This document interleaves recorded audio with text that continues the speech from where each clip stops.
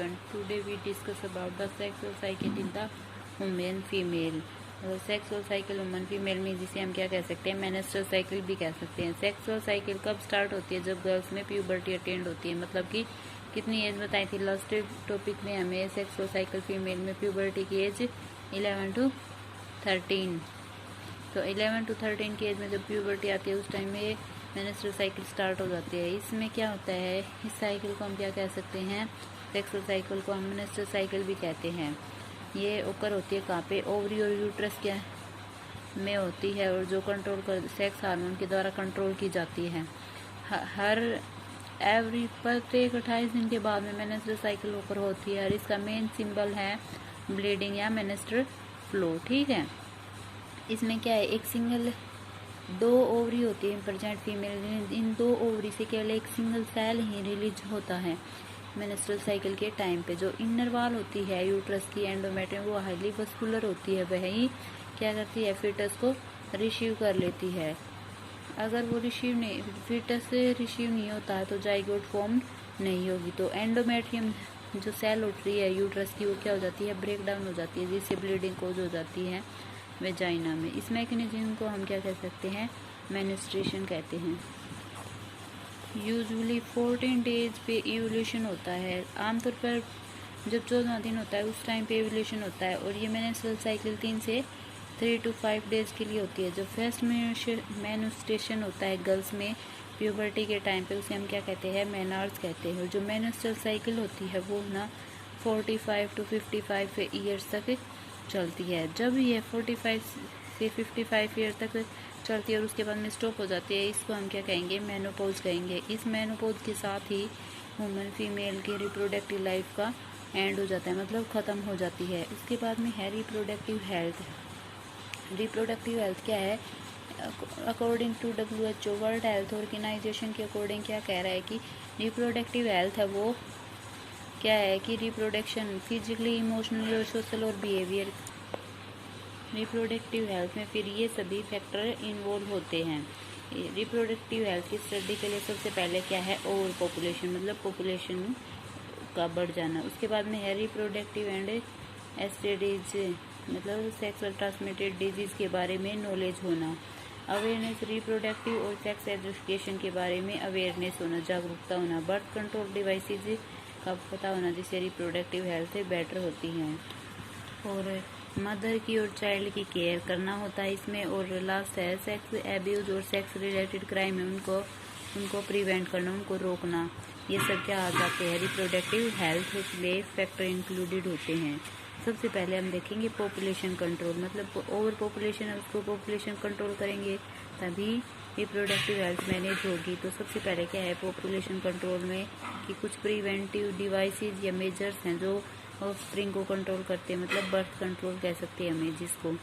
तो सबसे पहले कंट्रोल क्या है कि प्रेगनेंसी को अवॉइड करेंगे तभी पॉपुलेशन कंट्रोल होगी। प्रेगनेंसी अवॉइडेंस के लिए कुछ मेथड है। सबसे पहले है बैरियर मेथड, फिर केमिकल मेथड, फिर इंट्रा यूट्राइन कंट्रासेप्टिव डिवाइस, फिर neutral method, natural method and the surgical method. ये सब डिवाइसेस है जिससे पॉपुलेशन कंट्रोल होती है। सबसे पहले हम डिस्कस करते हैं बैरियर मेथड के बारे में।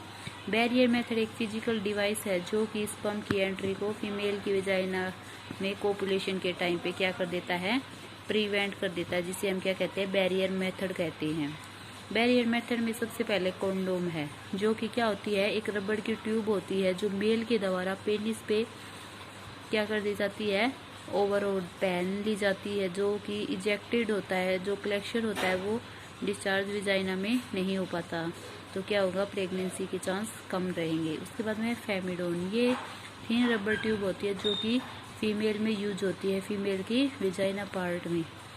और जो ये क्या करती है, जब भी फीमेल की एक्टिविटी स्टार्ट होती है, कोर्टियल एक्टिविटी, उससे पहले इसको यूज कर लिया जाता है। उसके बाद में है डायाफ्राम या सर्विकल कैप। ये एक फ्लेक्सिबल रबड़ प्लास्टिड होती है जो कि किसे सर्विक्स फीमेल के विजाइने की जो सर्विक्स पार्ट होता है उसके ऊपर फिट कर दी जाती है। और ये क्या करती है? स्पर्म की एंट्री जो यूट्रस में होती है उसको क्या कर लेती है? स्टॉप चेक करती रहती है कि भी एंट्री स्पर्म की हुई है या नहीं हुई है। ये सब हमने बैरियर मेथड पढ़े थे हम। अब हम देखते हैं केमिकल मेथड। केमिकल मेथड में क्या होता है, foam, tablets, jelly, paste, cream या स्पर्मिसाइड जो कि स्पर्म को मार देती है। इन सब केमिकल्स का यूज करके क्या करते हैं, इनको फीमेल के विजाइना में स्पर्म की एंट्री को रोक देते हैं। ये केमिकल्स क्या होते हैं, म्यूकस मेम्ब्रेन में एडर कर जाते हैं, मतलब एंटर कर जाते हैं और जो स्पर्म होते हैं उनको इमोबिलाइज करते हैं या फिर किल कर देते हैं, मतलब मोटाइल होते हैं उनकी मोटिलिटी को किल कर देते हैं और या फिर स्पर्म को ही किल कर देते हैं। नेक्स्ट है ओरल पिल। ओरल पिल क्या होती है, जो पिल ये यूज देखो अब क्या होती है, दे यूज टू चेक एवोल्यूशन को चेक करती है कि भाई एवोल्यूशन कब होता है। उसके लिए क्या होती है, हार्मोन प्रिपरेशन होता है एस्ट्रोजन और प्रोजेस्टेरोन को, जिससे हम क्या कहेंगे, ओरल कंट्रासेप्टिव OS। एवोल्यूशन को ओरल पिल चेक करती रहती है। उसके बाद नेक्स्ट स्टेप है केमिकल मेथड के बाद में है इंट्रायूट्राइन कंट्रासेप्टिव डिवाइसेज। ये एक डिवाइसेज है जो कि कॉपर से बनी होती है, एक स्टेनलेस स्टील होती है। ये जो कॉपर की स्टेनलेस स्टील होती है इसको क्या करते हैं, यूट्रस में इंसर्टेड कर देते हैं। किसके द्वारा, या स्किल्ड नर्स या प्रैक्टिस डॉक्टर के थ्रू फीमेल के यूट्रस पार्ट में कॉपर टी को इंसर्ट कर दिया जाता है। ये कॉपर टी क्यों कहते हैं, एक टी शेप एक स्टेनलेस स्टील होता है जो जिसमें कॉपर प्रेजेंट होता है और ये क्या करता है, ये इम्प्लांटेशन को स्टॉप कर देता है, यूट्रस में इम्प्लांटेशन को स्टॉप कर देता है, जो कि क्या करता है, लंबे पीरियड तक होता है, कितने अप टू 5 ईयर तक यूज किया जा सकता है। लेकिन इसके एक ड्रॉबैक भी है। ड्रॉबैक क्या है कि भाई ये ब्लीडिंग भी, इस डिवाइस से ब्लीडिंग और डिसकम्फर्टेबल भी हो सकता है। नेक्स्ट है नेचुरल मेथड। नेचुरल मेथड में क्या है कि इसमें एविस्टाइंस होते हैं, मतलब कोपुलेशन को ही अवॉइड कर सकते हैं, या रेमिफिक मेथड मतलब कि कोपुलेशन हो लेकिन ओवुलेशन के टाइम पे कोपुलेशन ना किया जाए, मतलब जिस टाइम एग रिलीज होता है उस टाइम पे इंटरकोर्स ना हो तो भी प्रेगनेंसी को अवॉइड किया जा सकता है। नेक्स्ट है कोइटल इंटरप्रेटेज, मतलब कि जब जिस टाइम इंजेक्शन हो उस टाइम पे पेनिस को विड्रा कर दिया जाए, मतलब रिमूव विजाइना से इंसर्ट आउटसाइड निकाल लिया जाए और जो इंजेक्शन है वो बॉडी से बाहर ही हो जाए, जिससे प्रेगनेंसी स्टॉप हो जाती है। नेक्स्ट वीडियो में हम सर्जिकल मेथड के बारे में डिस्कस करेंगे। आज यही तक ही काफ़ी है।